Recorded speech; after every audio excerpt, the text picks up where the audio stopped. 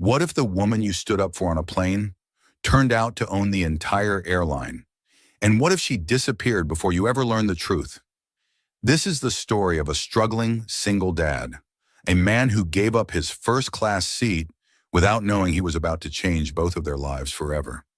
A story about kindness, flight, healing, and the kind of love that rises above everything. If stories like this speak to your heart, stories full of second chances, quiet heroes, and unexpected miracles, make sure to subscribe to the channel and turn on the bell so you won't miss what comes next. Now, let's begin. Struggling single dad defended a woman kicked out of first class. She secretly owned the airline. The flight from Denver to Charlotte wasn't supposed to mean anything. For Ethan Blake, it was simply a bridge, a necessary step toward the life he was trying to rebuild. Clutching a faded duffel bag in one hand and holding his daughter Lucy's hand with the other, he stepped into the crowded terminal at Gate 29, praying for a smooth trip. Lucy, 7 and full of quiet wonder, looked up at the massive window overlooking the tarmac. "Daddy, are we flying that one?" Ethan squinted through the glass. The jet she pointed at gleamed silver under the late morning sun, the Dawson Air logo shining like a polished emblem of dreams he could no longer afford. "No, honey, ours is the smaller one next to it. Still flies just fine." She nodded solemnly, satisfied with the answer, and skipped beside him as they boarded. Ethan wasn't used to flying coach. Before the accident, before losing Callie, he had flown for the Air Force, and once briefly for commercial carriers. But that felt like another man's life now. These days, his boots were worn, his resume dusty, and his hands calloused from working nights at a garage that barely kept food on the table. He found their seats, 27B and 27C, sandwiched between a snoring teenager and a woman already buried in her laptop. He hoisted the bag into the overhead bin, helped Lucy into the window seat, and sat down with a sigh. Across the aisle, something strange was happening. A woman in a plain blue cardigan, travel-worn jeans, and a canvas shoulder bag was being ushered out of first class. She stood awkwardly, her cheeks flushed, while the flight attendant's voice, sharp enough to cut glass, carried clearly. "I'm sorry, miss, but this section is for first-class passengers only. You must have misread your ticket." The woman opened her mouth, hesitated, then closed it again. Her dignity crumpled slightly in the curve of her shoulders.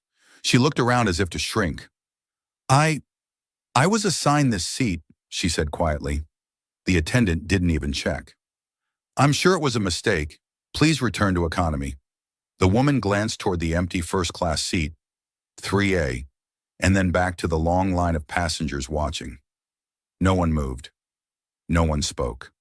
Ethan felt it in his gut, that sour twist of unfairness. Maybe it was the way her voice trembled, or the way she didn't fight back. Maybe it was how much she reminded him of someone who'd been taught that standing up only gets you knocked down harder. Without thinking, Ethan stood up. "Excuse me," he called out, drawing startled glances. "I'll switch with her. You can put me in economy." The attendant blinked, thrown off balance. "Sir, that's not necessary." "Maybe not," he said evenly, "but it's the decent thing to do." The woman looked at him, startled. Her eyes, to a calm shade of stormy blue, locked with his for a beat too long. Then she smiled faintly. "You don't have to do that." "I want to," he said simply. The attendant sputtered something about protocol, but a supervising steward, who'd been watching from the galley, nodded discreetly. "Let it be, Karen." Ethan gathered his bag again. Lucy tugged at his sleeve, confused. "Daddy?" "It's okay, kiddo. We're just switching seats with someone who needs a little kindness today." Lucy nodded, trusting him with the ease only a child could. The woman slid into the seat beside Lucy, her hands still slightly trembling. "Thank you," she whispered to Ethan as he stepped into the aisle. "You didn't have to get involved." "Neither did they," Ethan murmured. "But they did." He found his new seat back in row 31, last row, beside the bathrooms. The hum of the engine masked his thoughts. He wasn't angry exactly, just tired of watching people pretend not to see what was right in front of them. Up front, Rachel Dawson exhaled slowly. She hadn't planned to sit in first class. The ticket had been assigned by the assistant she insisted on leaving behind for this trip. Her first in years without layers of staff, makeup, or security. She wanted to disappear into normalcy, to blend in and observe her own airline as a stranger might. But she hadn't expected that kind of welcome. What shook her most wasn't the attendant's dismissal. That was expected in a way. She had dressed down deliberately, concealing the gloss and privilege of $1 billion legacy beneath thrift store jeans and a borrowed backpack. No, what shook her was him, the man, the dad. His gesture wasn't loud or heroic. It was quiet, unapologetically kind. And in a world where kindness often came with a cost, it caught her completely off guard. Beside her, Lucy grinned. "Hi, I'm Lucy. That's my daddy. You can call him Ethan." Rachel smiled gently. "Hi, Lucy. I'm Rachel." "Are you sad?" Lucy asked, like only a child would. Rachel blinked. "Why would you ask that?" "You looked like you were going to cry before," Lucy said. "Daddy says it's okay to cry if someone hurts your heart." Rachel stared out the window, the girl's words settling in her chest like seeds. "Your daddy sounds like a very smart man." Lucy nodded proudly. "He is, but he doesn't think so." Rachel smiled again, softer this time. For the first time in a long while, she didn't feel like a passenger. She felt seen. And as the engines roared to life and the plane lifted into the sky, something inside Rachel shifted, like the first crack of light breaking through a sealed window. The seat in row 31 was narrower than Ethan remembered. Or maybe he was just older, taller, tired. Either way, the armrest dug into his ribs and the bathroom door beside him hissed every time someone flushed. He adjusted his shoulders, settled his bag underfoot, and glanced up the aisle. From this angle, he could just see the edge of seat 3A, and the woman now occupying it, Rachel. He didn't know her name yet, but her posture said more than a name could. Upright, hands folded neatly in her lap, chin tilted ever so slightly toward the window, as if watching clouds pass below could protect her from the stares still lingering, or the shame that settled long after the moment had passed. He'd seen that look before, on soldiers, on widows, on himself. The pilot came on with a voice too chipper for the hour, and the plane lurched forward. A toddler cried somewhere in row 9. A businessman sighed theatrically over a laptop that wouldn't connect to Wi-Fi. Life resumed its usual self-absorption. Ethan closed his eyes and let the noise wash over him like static. Up in first class, Rachel sat frozen in the pocket of silence between takeoff and altitude. She hadn't expected the kindness, and certainly not from a stranger. Her world, one of glass towers and closed-door meetings, was built on skepticism, contracts, clauses. Her life had trained her to look for motives behind every gesture, every handshake. But this man, this Ethan, had offered kindness with no agenda, no recognition, no transaction. He didn't know she was Rachel Dawson, the woman whose last name flew over 30 cities, the daughter of aviation royalty, the invisible CEO of Dawson Air, hiding in plain sight. And yet, he'd done something people in her inner circle hadn't done in years. He'd seen a human being, not a liability, not a mistake, not a headline. She stared down at the safety card tucked into the seat pocket. Her reflection in the glossed plastic looked pale, almost unfamiliar. Then a soft voice stirred beside her. "I think my dad likes you." Rachel turned, surprised. Lucy had somehow wriggled halfway out of her seatbelt and now leaned closer, whispering conspiratorially. "Oh?" Rachel managed. "Yeah, he never talks to people on planes." She nodded solemnly. "But you made him stand up. That means something." Rachel stifled a laugh. "You're very wise for someone under 4 feet tall." "I'm 7, Lucy corrected. "But I read big books." Rachel smiled. "What kinds of big books?" "Ones with dragons, and dads who save the world." Rachel's gaze softened. "Your dad sounds like a good one." "He is," Lucy said confidently. "Even when he's sad, he just hides it." Rachel nodded slowly. "That's what brave people do sometimes." They sat in comfortable quiet for a while, the child resting her head on Rachel's arm as if they'd known each other longer than 20 minutes. Rachel allowed herself to breathe, to exist in the stillness, not as a CEO, not as a guarded heiress, just as a woman who'd been offered a seat, and maybe something more. When the plane landed in Charlotte, The wheels kissed the runway with a familiar bump. Passengers sprang to their feet, stretching like it had been a journey through time rather than space. Rachel remained seated. So did Lucy, her hands still tucked in Rachel's. Ethan made his way slowly up the aisle, bag slung over one shoulder, expression unreadable. When he reached their row, Lucy lit up. "Daddy!" She told me a story about a girl who flew a paper plane that reached the moon. "Is that right?" he said, his tone warm but cautious. Rachel stood, smoothing her sweater. "I improvised. She's a good listener." Their eyes met again. Up close, she saw more of him now, a faint scar above the brow, the weary wisdom behind his humor. And he saw her differently, too. Not just the woman he'd stood up for, but someone who now shared a bond with his daughter.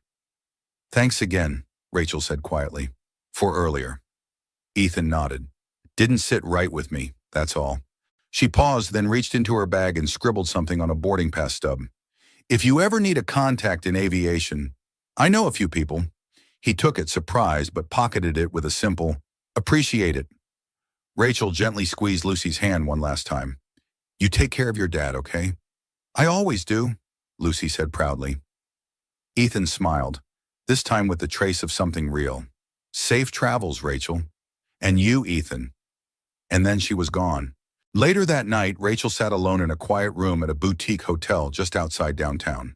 No assistants, no calls, just the city lights flickering outside her window and a folded paper plane Lucy had given her, made from a napkin during the flight.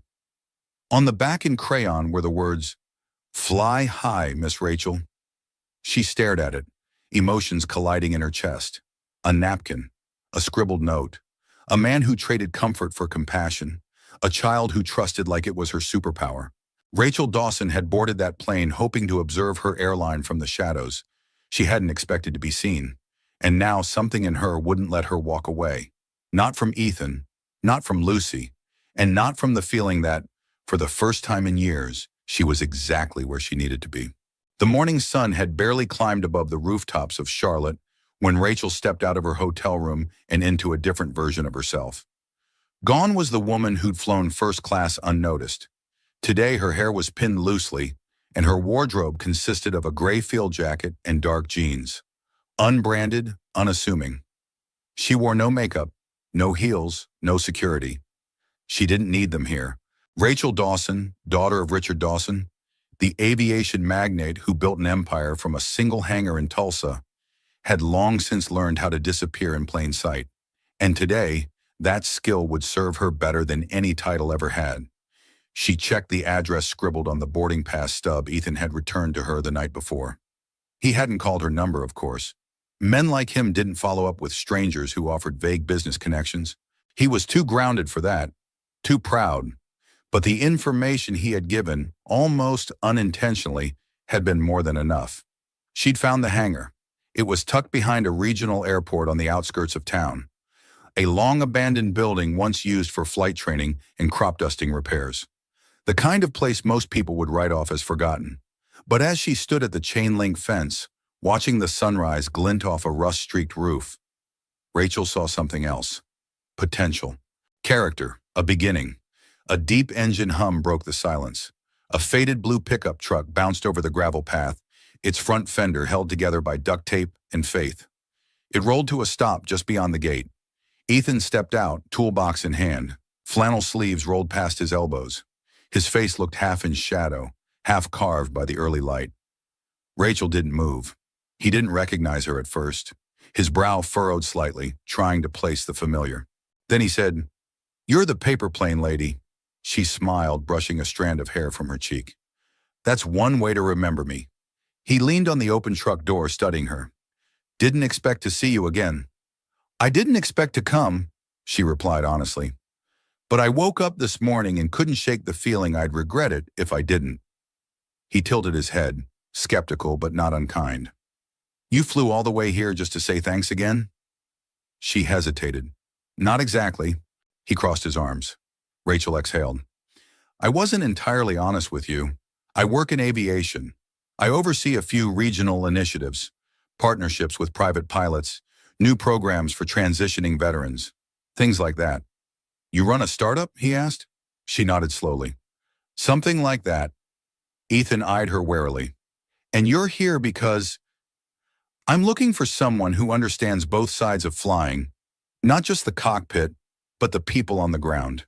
Someone who's been there, who's lived through the highs and lows and still believes flight is worth fighting for. She met his gaze squarely. I'm looking for someone like you. Ethan blinked. The words felt too rehearsed to be casual, but too genuine to be manipulative. And her eyes, even behind the modest appearance, held that same quiet steel he'd noticed on the plane. The kind people only earn through hardship. I'm not sure I'm interested in whatever this is, he said cautiously. I'm just trying to keep the lights on here. This isn't exactly a pilot's dream. That's why I'm here, Rachel replied, because you're not trying to impress anyone. You're just doing the work. She stepped closer, holding out a small folder. Basic documents, sample proposal sheets, rough sketches of a joint flight program she'd been drafting for months, but never found the right person to lead. He took it reluctantly, flipping through. Flying Forward, he read aloud. It's a transitional flight training program for ex-military pilots and mechanics. We've been testing it on the West Coast.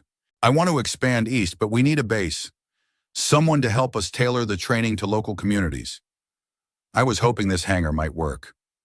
Ethan looked up. You want this place to be your base? She smiled. It has history, and so do you. He closed the folder and handed it back. Look, Rachel, I appreciate whatever it is you're trying to do, but I've got bills, a daughter, and 1,000 reasons to say no. Rachel didn't argue. She just nodded. Then she pulled a crumpled paper napkin from her pocket, the one Lucy had drawn on. She held it out. I kept this, she said gently, because it reminded me that not everything worth doing has to start big. Sometimes it just has to start real. He took the napkin slowly, unfolding it again. Fly high, Miss Rachel, he chuckled under his breath. You drive a hard bargain. I drive an honest one. He hesitated. Then quietly, you'd really want someone like me running a piece of your program? I'd rather have someone like you than a dozen people with polished resumes and no soul, she said. Besides, you already gave me your best seat. I figured I'd return the favor. Ethan looked back at the hangar, then at her. And for the first time in a long while, he didn't feel like the man just trying to stay afloat. He felt like maybe, just maybe, he was about to fly again. The old hangar still smelled like engine oil and cedar dust. Its walls, stained with years of sun and stories, stood like tired shoulders. Every creak in the roof, every faded photograph pinned to the corkboard, every dented tool on the peg wall whispered memories of better days. And Ethan had learned to live among them like ghosts, quiet, present, constant. But this morning, something had shifted. Rachel stood in the open doorway, sleeves rolled, clipboard in hand, her expression a blend of optimism and unshakable calm. She didn't look like a corporate rep. She looked like someone who had nothing left to prove and everything left to give. Ethan stepped down from the maintenance ladder, wiping grease from his fingers. You're back, he said simply. Rachel held up a paper coffee tray with a small, sheepish smile. Peace offering. I figured good ideas go better with caffeine. He chuckled. A real sound this time. Not forced, not guarded. You might be right about that. She handed him a cup. Black, no sugar, just the way he liked it. He didn't ask how she knew. Maybe he didn't want to. They stood in companionable silence for a beat. Then Rachel gestured around the hangar. This place, it has bones, soul. It feels like it matters. It used to, Ethan said. My dad taught crop dusting flights out of here in the 80s. When he passed, I kept it going as long as I could. Then Callie got sick. I sold off most of the fleet. The rest, he looked at a sheet-draped plane in the corner. Just memories. Rachel didn't press. She let his words settle like dust in the sunlight. I don't want to take over your space, Ethan, she said gently. I want to give it back its wings. Ethan raised an eyebrow. You're a romantic for someone in corporate. She grinned. Guilty, I just hide it under spreadsheets. He laughed, then motioned toward a side workbench. Well, if you're planning to run a flight program out of here, you might as well see what you're up against. They walked together through the space, past old propellers mounted like trophies, rusted flight gauges, cracked leather seats from a trainer aircraft long decommissioned. Rachel ran her fingers lightly across a weathered wing, reverent. "Can I ask something?" she said, pausing by an open toolbox. "Sure, but why'd you stand up for me on that flight?" Ethan looked at her, really looked. "I've got a daughter," he said.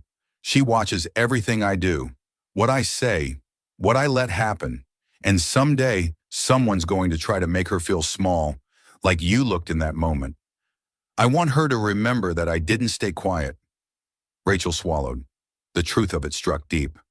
"She's lucky," she murmured. "I'm the lucky one," he replied almost reflexively. "She's my reason for showing up, even on days I'd rather disappear." Rachel turned to face him fully. "I think you've been showing up for a lot more than just her." Their eyes held there for a moment too long, something silent passing between them, warm and hesitant. But then the sound of a small voice broke the spell. "Daddy!" Lucy barreled into the hangar like a streak of sunlight, her backpack bouncing. "Miss Rachel, you're here again." Rachel bent down, arms open. "Hey there, co-pilot." Lucy hugged her tightly, then stepped back, inspecting the clipboard. "Are we building a spaceship?" "Not today," Rachel laughed. "But maybe we'll build something that can take you almost as far." Ethan tousled Lucy's hair. "What do you think, kiddo? Would you be okay with this place turning into a training school?" Lucy's eyes widened. "With real planes?" Ethan nodded. "Real ones. And Miss Rachel will stay?" Rachel looked at Ethan, then at Lucy. "If your dad says yes, I think I'll be around a while." Lucy clapped and ran to show her the corner where she kept a plastic model jet she'd built with Ethan's help. The two of them knelt down beside it, their laughter echoing softly against the tin roof. Ethan watched them, a woman who seemed both out of reach and deeply familiar, and a child who opened her heart with the simplicity of love that asked for nothing in return. For a long time, Ethan had lived in the quiet aftermath of grief. Mornings came, work was done, Lucy was cared for, but the idea of building anything new had felt foreign, almost selfish. Now watching Rachel trace her fingers along Lucy's carefully painted airplane, something stirred in him that felt suspiciously like hope. That evening, after Rachel had gone and the hangar was quiet again, Ethan sat at the workbench, flipping through the flying forward binder she'd left behind. He paused at a page titled Flight with Purpose, a training module designed for single parents returning to aviation careers. At the bottom in Rachel's handwriting was a note. "Some wings are made from more than metal and fuel. Some are built from memory, grit, and love." Ethan closed the folder and looked at the ceiling as the last of the sunlight bled through the high windows. For the first time in years, he didn't feel like he was fixing something broken. He felt like he was getting ready to fly. The following week unfolded like a scene Rachel hadn't dared to imagine in years. Each morning, she pulled up in her rental car to the faded gravel lot beside the hangar, and each morning, Ethan was already there.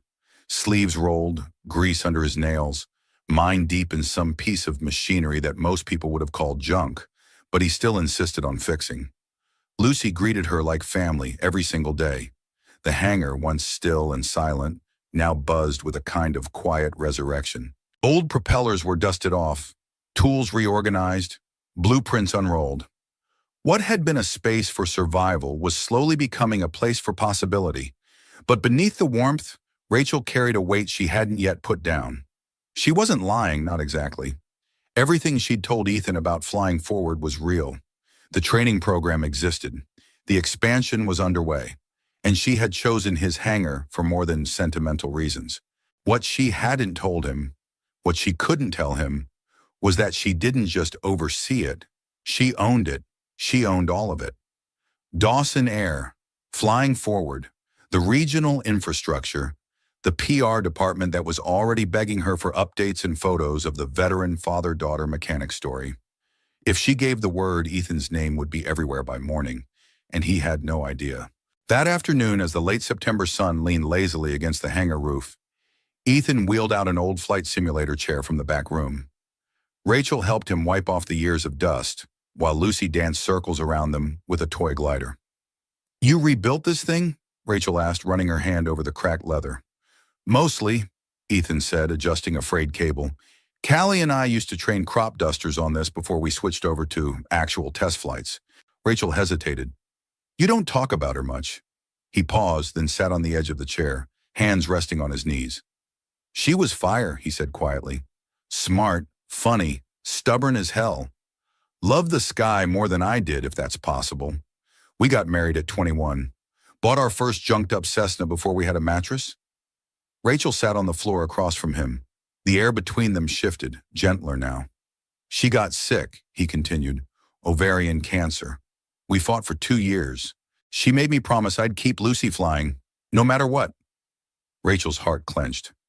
And you did, he smiled faintly. Tried to, anyway. Truth is, I've been flying on fumes since. She didn't reply, just reached forward and gently touched his hand. Silence filled the hangar, but it wasn't heavy this time. It was shared. Ethan looked up at her, his gaze unreadable. What about you? Rachel blinked. What do you mean? You said you work in aviation. You're clearly not new to this world, but you don't talk about where you're from or what brought you here. She hesitated. Grew up around airports, she said slowly. Big ones. My father believed in steel and sky more than people. Built things to last. But he also taught me that flight isn't just about altitude. It's about trust. Letting go. Sounds like he taught you a lot. Rachel's eyes darkened for a moment. He taught me how to rise, but not how to land. Ethan studied her, as if trying to read the lines she hadn't yet spoken. I think you're still in the air, he said. She laughed, but there was a catch in it. I think you might be right. Later that day, as the sun stretched long fingers across the runway and the first chill of evening crept in, Rachel and Ethan stood by the simulator again, this time side by side. He handed her the old headset. Want to give it a shot? Rachel blinked. I haven't flown anything in years. Well, good news. This isn't anything, he grinned. It's a glorified video game with better scenery. She slid into the chair, adjusting the straps. Ethan leaned over her shoulder to toggle a few settings. She could feel the warmth of him, not just physically, but in the way he moved, careful not to overstep. I'll be your co-pilot, he said softly. The screens flickered to life. Rachel took the yoke with both hands, her fingers curling into remembered positions. As the virtual runway stretched before her, something clicked into place, like dust falling off a dream. Ready, she whispered. Then fly, Ethan said. She throttled forward, the simulator jerking with faux wind resistance. And within seconds, they were above the earth. Pixelated trees shrinking below, digital clouds drifting into view. Rachel laughed out loud. Ethan smiled. You still got it. They flew in circles for a few minutes, then leveled out. Rachel stared straight ahead, her voice barely audible. I used to do this with my dad, except he never let me take off solo. He sounds like a man who didn't want to let go. She turned to him slowly. He built an empire from nothing, but never trusted anyone else to hold the controls. Even me. Ethan nodded. And yet here you are. Yeah, she said, exhaling. Here I am. As night fell and they walked toward their cars, the cool breeze tugging at the hem of Rachel's jacket, Ethan looked over at her. You're different from the people I usually meet. Rachel smiled faintly. Good different. He looked at her for a long moment. The kind that makes you want to look up again. She stopped beside her car, turning toward him. Her heart beat fast, not from nerves, but from recognition. Recognition of a man who didn't ask what she owned, who didn't know her name, and yet somehow knew her. She almost told him right then. The truth about Dawson Air, about who she really was. But the moment was too fragile, too sacred. The words caught behind her teeth. Instead, she just said softly, Good night, Ethan. He nodded. See you tomorrow. As Rachel drove off into the dusky violet light, her fingers gripped the wheel tightly, her mind churning. She had always believed that trust had to be earned. But with Ethan, she was learning. Perhaps it had to be given first. The bonfire was Ethan's idea, though he'd never admit that out loud. Just a few scrap pallets, an old steel drum, and a couple of camping chairs borrowed from his neighbor's shed. Nothing fancy, But as the flames danced and cracked under the indigo sky, casting flickers of amber on Rachel's face, Ethan knew it was enough. Lucy had already fallen asleep in the truck after roasting 2 marshmallows and declaring herself Queen of the Skies. Her toy glider rested on the dashboard beside her, wings dusted with sugar. She hadn't stirred once since her eyelids gave in. Now it was just Ethan and Rachel, sitting by the fire outside the hangar. 2 people who didn't feel like strangers anymore, and yet didn't quite know what they were becoming. Rachel cradled a chipped enamel mug of cider, steam curling upward as her hair shimmered in the firelight. Her boots were kicked off, toes nudging gravel. "I haven't done this in years," she said softly. "What? Sit around a fire with a mechanic and a sleeping kid?" She smiled. "No, just slow down. Watch sparks instead of screens." Ethan poked at the logs with a length of rebar. "Not many sparks in the boardroom?" Rachel looked at him, and for the first time since they met, the playful glint faded. "I've been running for so long I forgot what stillness felt like," she said, "and I didn't realize how much I missed it." He didn't say anything at first, just watched the way the shadows moved across her face. "You know," he murmured, "for someone who's so good at hiding in plain sight, you've got a terrible poker face." Rachel raised an eyebrow. "You carry the weight of something," he continued, "but it's not guilt, it's distance. Like you're afraid to get too close because if someone saw the whole picture, they might not stay." Rachel turned toward the fire again, her lips parting but no words coming out. Ethan leaned forward, elbows on his knees. "But I'm still here." Their eyes locked. A beat passed, then another. Rachel didn't flinch this time. "I know," she whispered. "That's what scares me." The wind shifted, brushing hair across her cheek. Ethan reached up slowly, tucking it behind her ear, his hand lingering for just a second too long. Rachel's breath caught. It was one of those moments, rare, weightless, where everything becomes a question. Will he kiss her? Will she let him? The fire cracked. Somewhere in the distance, a coyote howled. Rachel tilted her chin ever so slightly, her eyes not moving from his. Then Ethan's phone buzzed in his pocket. He sighed and pulled it out, scanning the screen. The spell broke. "Everything okay?" she asked, drawing back gently. He didn't answer at first. Then softly, "It's an email from Dawson Air's Regional Hiring Board." Rachel froze. "They rejected my application," he said. "Pilot position, part-time commuter line. Said I wasn't current enough. Not enough hours in the last 24 months. His voice was flat, but she heard what he didn't say. The gut punch, the blow to his pride, the closing of yet another door. "I'm so sorry," she offered. He nodded, jaw tight. "I shouldn't be surprised. Guys like me don't get second chances. Not unless we know someone."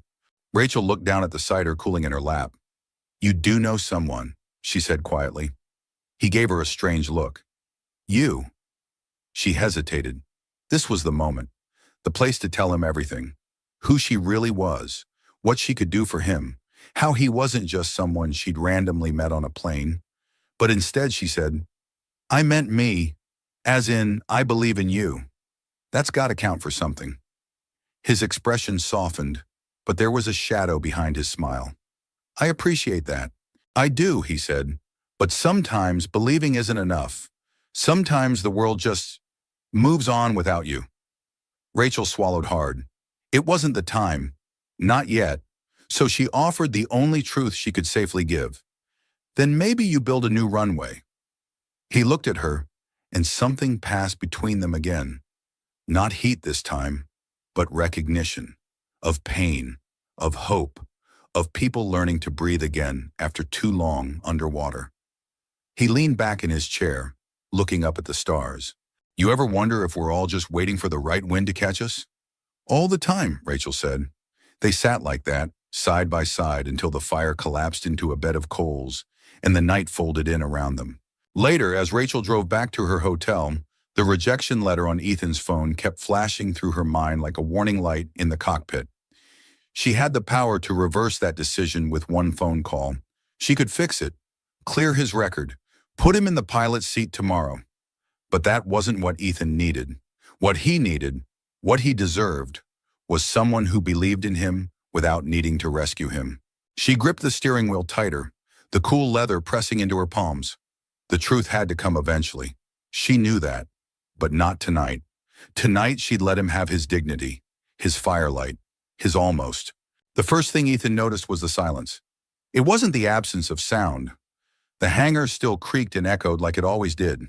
The wind still rattled the side panels. Lucy's humming still floated in and out of the office space as she colored beneath the bulletin board. No, it was a different kind of silence, the kind that follows absence. Rachel hadn't shown up, not for the morning meeting they'd scheduled, not for the coffee run she'd offered to make, not for anything. At first, Ethan brushed it off. Maybe she overslept. Maybe her rental had a flat. Maybe she needed a day off. But by noon, he'd called her number twice, straight to voicemail. By evening, he'd sent a text. No reply. And by the time the sun slipped behind the pine trees that bordered the airport fence, Ethan was pacing the gravel outside the hangar, jaw tight, eyes scanning the road as if she might appear in the dust like some returning ghost. But she didn't.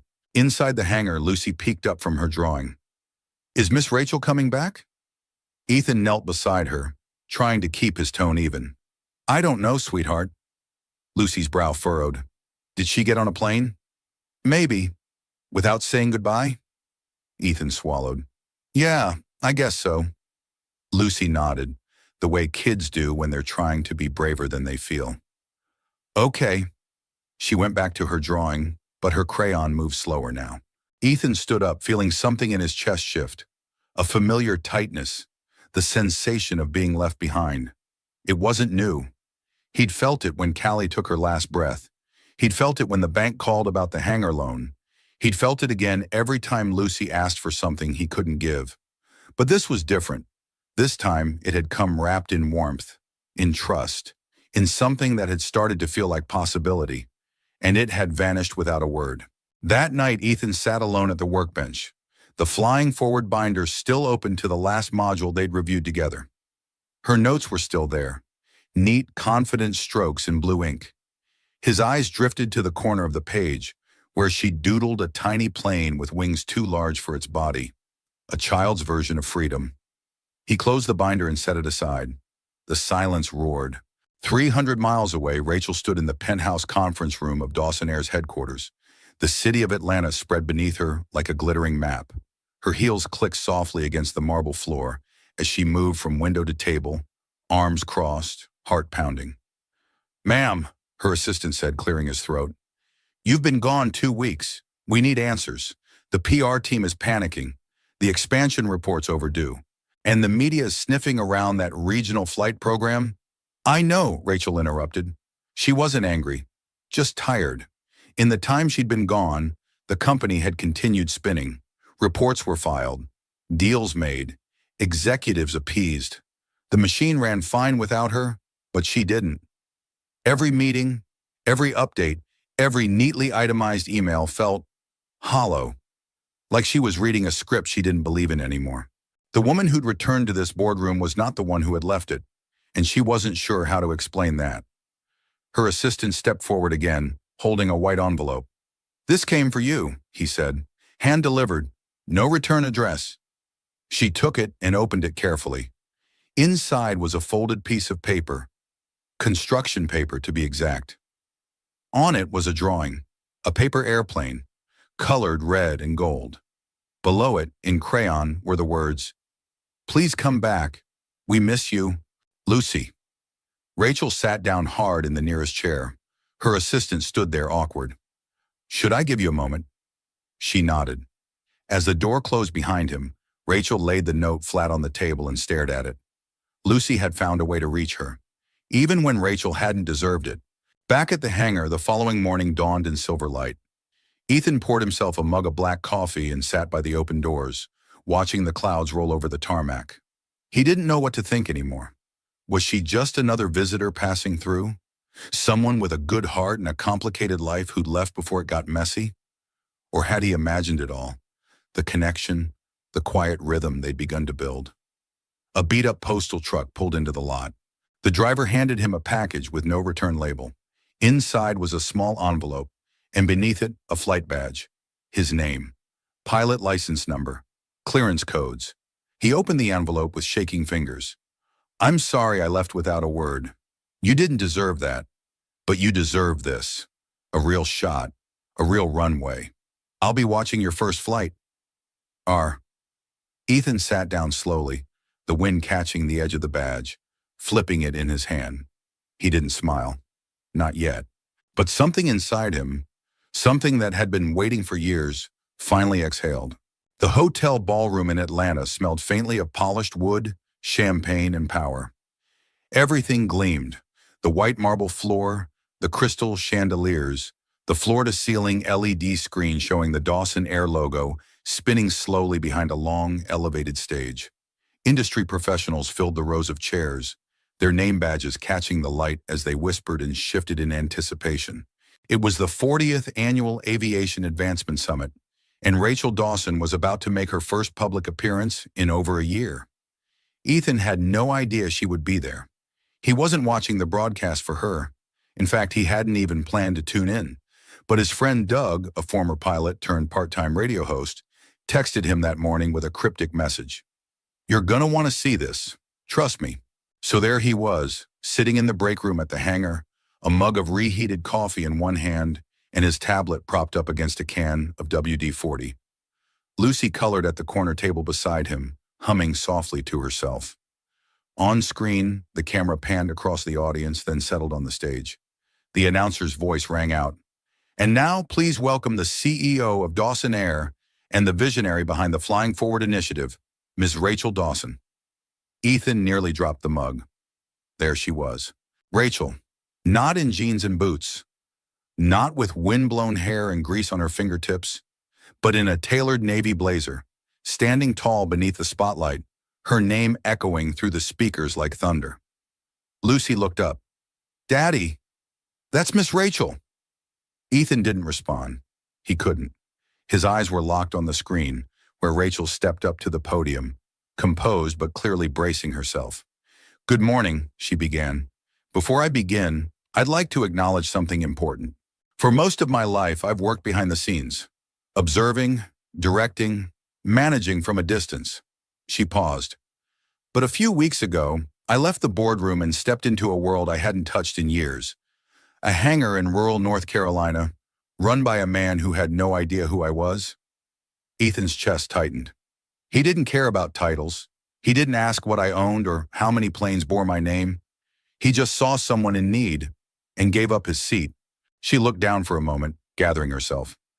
"His name is Ethan Blake," she continued. "A single father, a former military pilot, and one of the most quietly extraordinary people I've ever met." Gasps and murmurs rippled through the ballroom. Cameras panned to the audience, capturing confused expressions, half smiles, curious glances. Rachel lifted her chin. "He reminded me that kindness isn't a marketing slogan. It's a choice, a daily act of courage. And because of that one act, that one moment of undeserved compassion, I rediscovered why I love aviation, why I still believe in flight." Ethan could barely breathe. "I'm proud to announce that our first Flying Forward pilot training hub will be built at his hangar, with Ethan as the lead instructor and site director. And I hope," her voice faltered just for a second, "I hope he's watching." Lucy stared at her dad.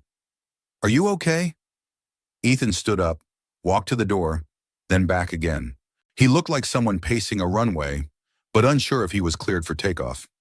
He didn't speak until the broadcast ended and the Dawson Air logo faded to black. Then he sat down heavily and whispered, "She lied to me."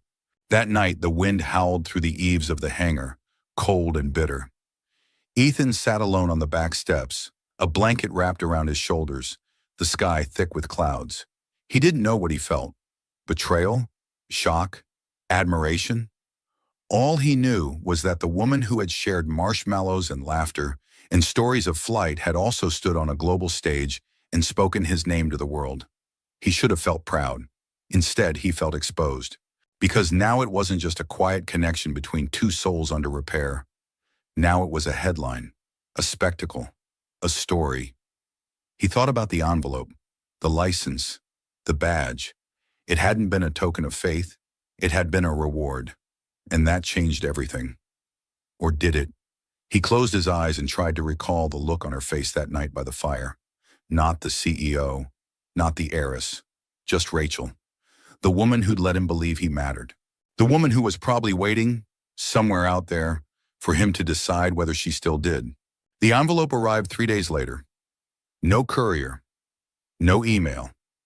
Just a soft knock on the hangar door at dawn, and a man in a Dawson Air uniform standing in the mist, holding a small white envelope and a clipboard.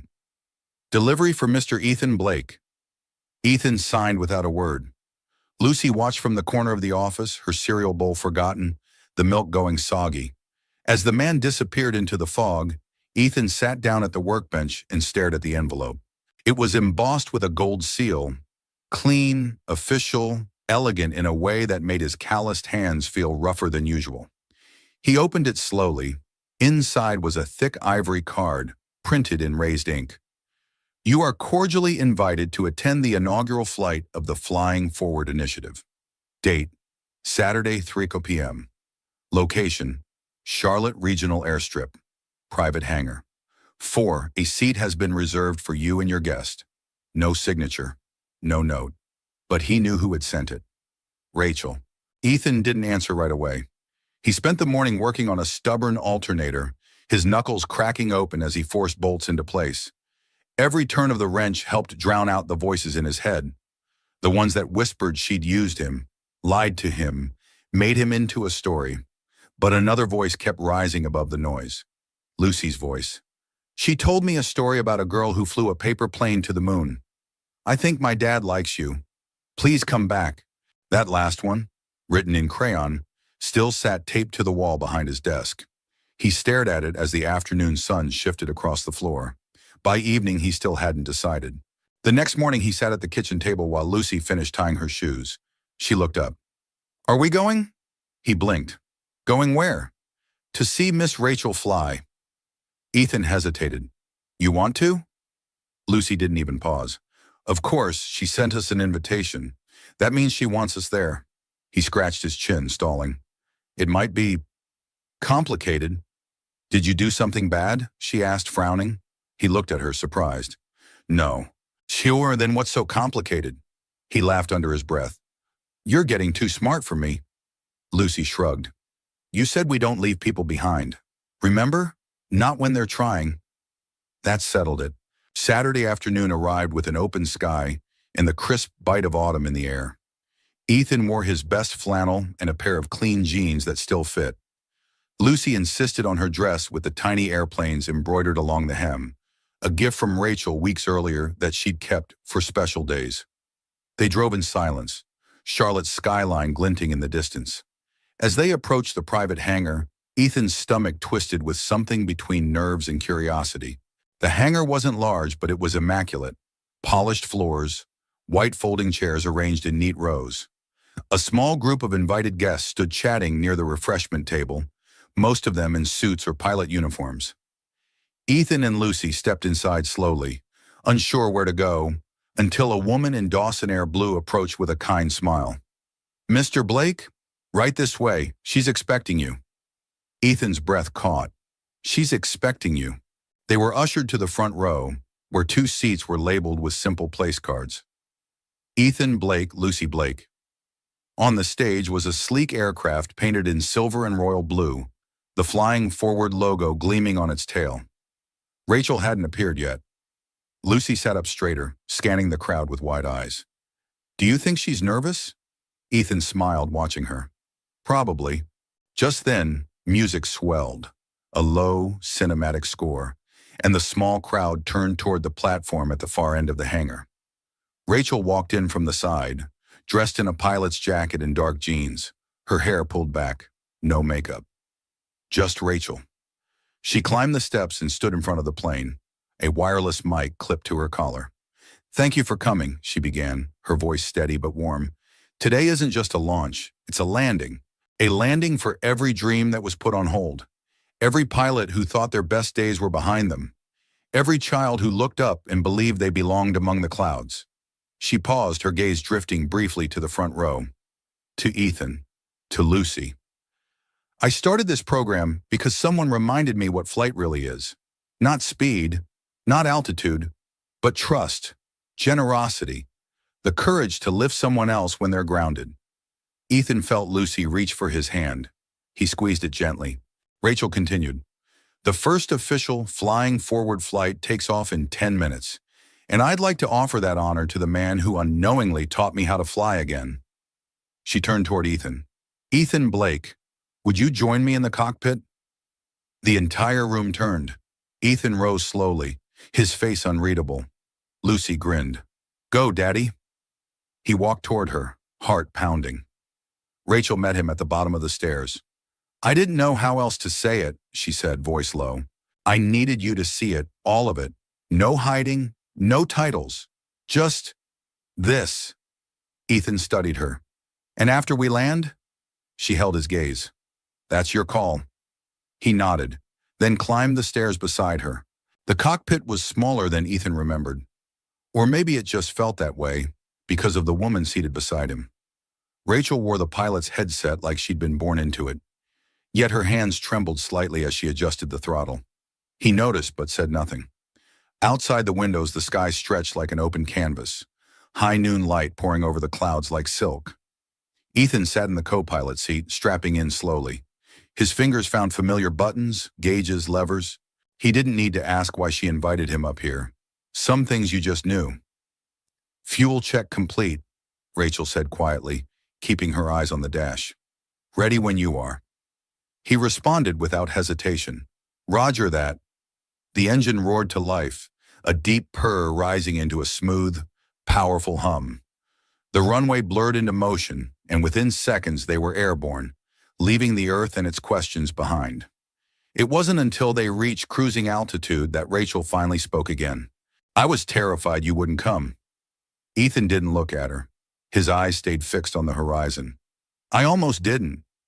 Silence settled between them, filled only by the steady beat of the instruments and the faint whoosh of wind beyond the glass.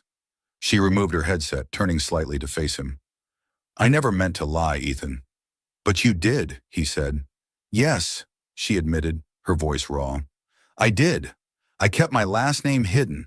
I let you believe I was just another passenger. And when I left without a word, it wasn't because I didn't care. It was because I cared too much." He turned toward her now, his face unreadable. "You made me believe I'd found someone real. Not a story. Not a headline." "You did," she said fiercely. "That was real. Every second." "Then why run?" "Because I've spent my whole life being judged by what I own, what I control. I needed to know. If you looked at me and saw a person, not a brand."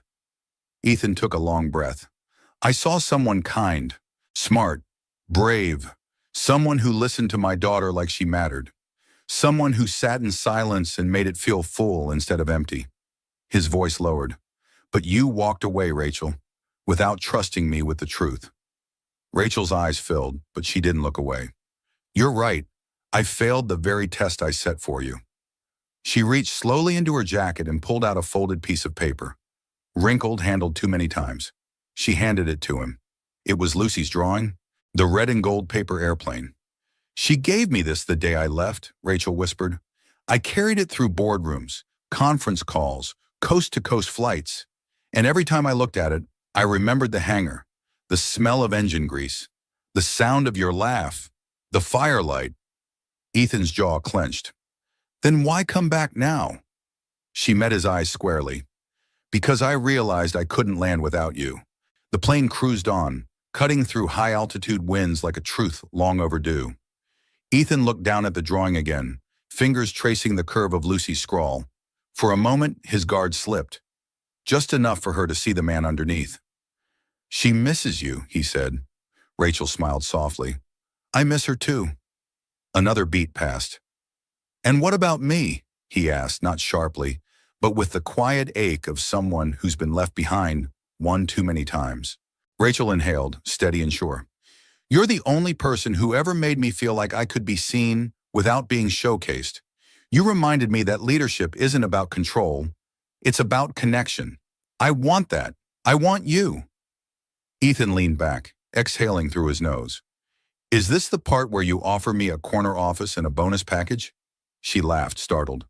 "No, This is the part where I say, I don't want to fly without you anymore. The cockpit filled with stillness.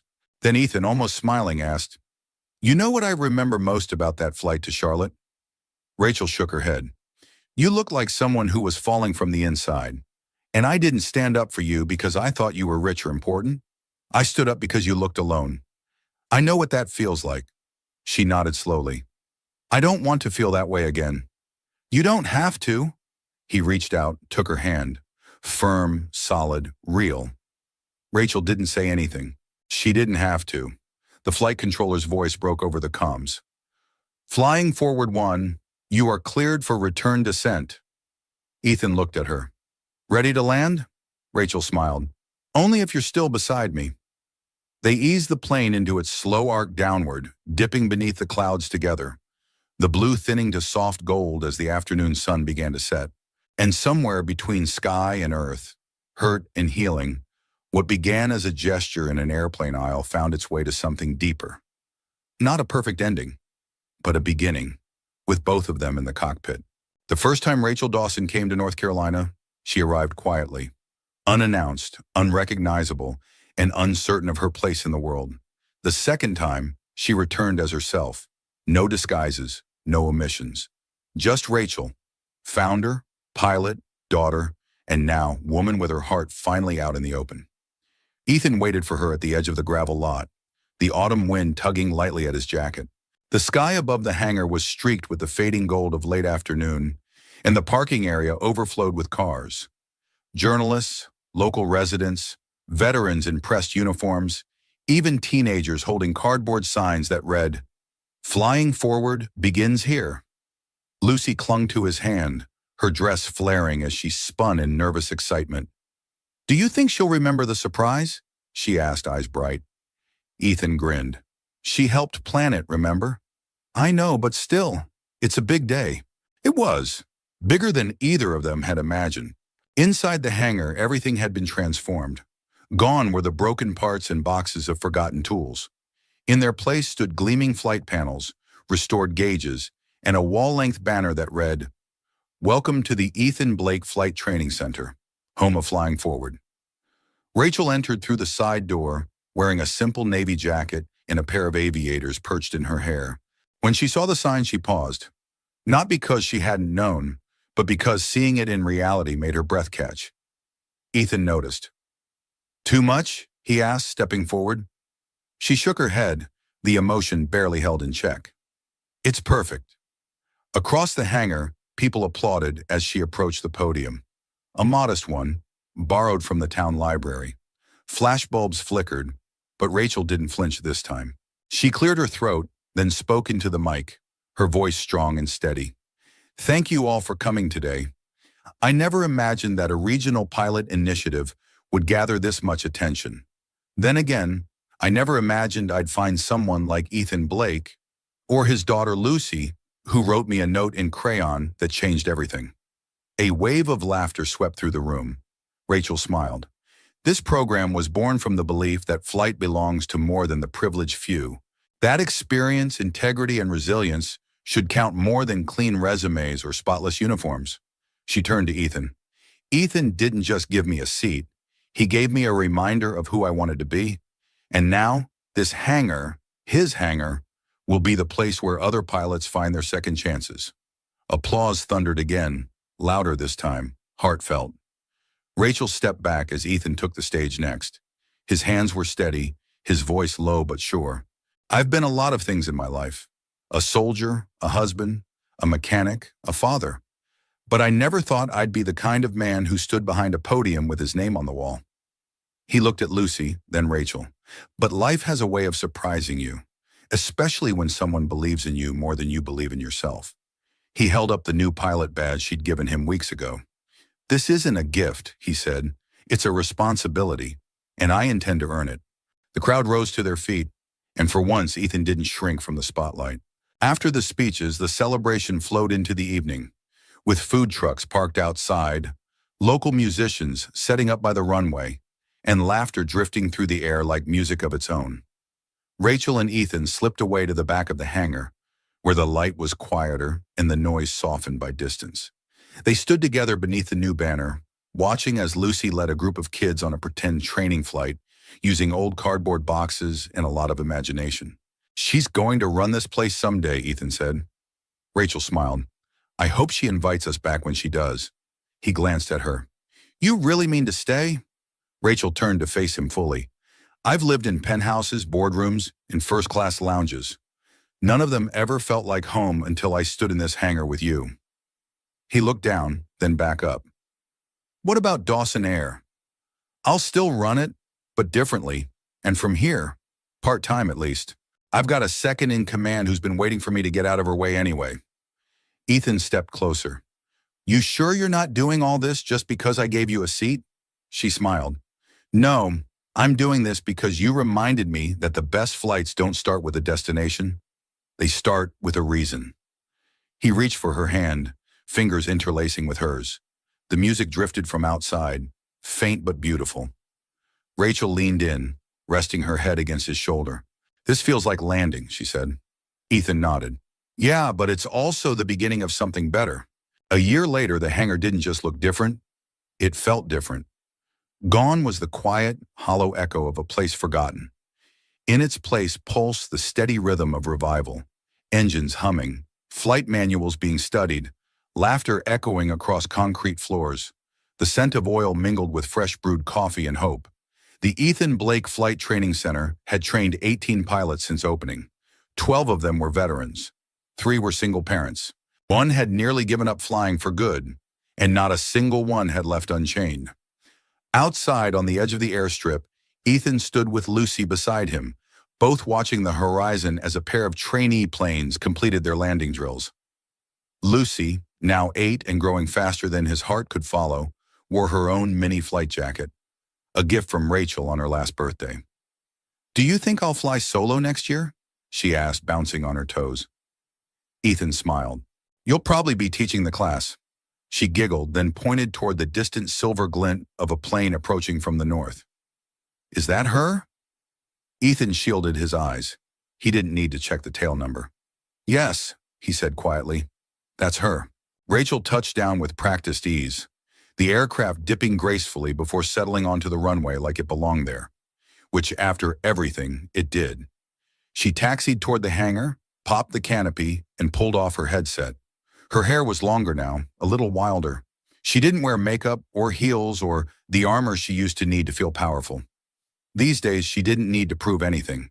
She had already become the person she once only pretended to be. Ethan helped her down from the plane, his hands firm around her waist. "You're late," he said, smirking. She kissed him lightly on the cheek. "I brought donuts." Lucy came running, arms wide, throwing herself into Rachel's embrace with a squeal. "Next time I fly with you," Lucy declared. Rachel ruffled her hair. "Deal, but only if you promise not to fall asleep mid-flight again." "I was just resting my brain," Lucy replied primly, then skipped off toward the picnic tables where a small crowd had gathered. Today was an open house, a chance for the town to see what the program had become, what it was becoming still. Local news had set up cameras. Old veterans leaned on canes, eyes wet as they watched young men and women they'd mentored take flight again. This time not for war, but for something better. Rachel and Ethan walked side by side along the runway's edge, the sun casting long, soft shadows before them. "I got another offer from Boston," Rachel said. "Private jet company, big salary, unlimited budget." Ethan glanced at her. "Tempted?" She shook her head. "Not even a little." They stopped at the edge of the tarmac where a bench overlooked the valley below, golden hills stretching beyond the trees like something from a painting. "Do you ever miss it?" he asked. "The boardroom, the spotlight." Rachel considered the question for a long time. "I used to think I had to chase things to matter," she said. "Now I know. Some of the most extraordinary lives happen in the smallest places. I've never felt smaller or more seen than I do right here." He took her hand, fingers lacing gently into hers. "Then stay seen." She leaned her head on his shoulder. "I plan to." As the afternoon wore on, music played from a scratchy speaker. Children built paper planes. Trainees gave families short joyrides above the town. And just before sunset, Rachel stood on the hangar steps and invited the crowd to gather. I don't have a speech, she said with a smile. Just a thank you to every person who took a chance on this place and on the people who dreamed of flying again. Then she stepped aside and gestured to Lucy, who stood shyly with a small plaque in her hands. Ethan helped her to the front, and together they unveiled a new addition to the wall near the hangar entrance. A metal plate engraved with two names, Rachel Dawson and Ethan Blake, above the clouds. Founded here beneath it, a line Lucy had written in her own crooked handwriting, cast in brass. Some flights aren't just in the sky, they're in the heart. A hush fell over the crowd. Rachel squeezed Ethan's hand, her eyes damp. Later, after the last car had driven off and the lights dimmed low, Rachel and Ethan sat beneath the stars with Lucy asleep between them on a blanket. She's growing up fast, Rachel murmured. Ethan nodded. So are we. They lay back in the grass, shoulder to shoulder, staring at the quiet canopy above. You ever wonder what would have happened if you hadn't stood up for me that day on the plane? She asked. Ethan smiled. You would have figured it out on your own. She turned to look at him. No, I would have flown, but I wouldn't have known where to land. He kissed her gently. Not a beginning, not an end. Just a quiet, steady continuation. The stars blinked on above them like a runway in the dark. And somewhere beyond the clouds, tomorrow waited. Not perfect, not predictable, but full of flight. If you made it to the end of this story, thank you. I'd love to know where you're watching from. Drop a comment below and let me know what part of the world you're in, or what part of the story touched you most. And if this story moved you, inspired you, or simply gave you a moment of peace today, I hope you'll consider subscribing to the channel. There are so many more heartwarming stories coming your way. Stories about hope, love, and the quiet power of kindness. Until next time, thank you so much for being here. Stay safe, stay kind, and keep believing in the good things just above the clouds.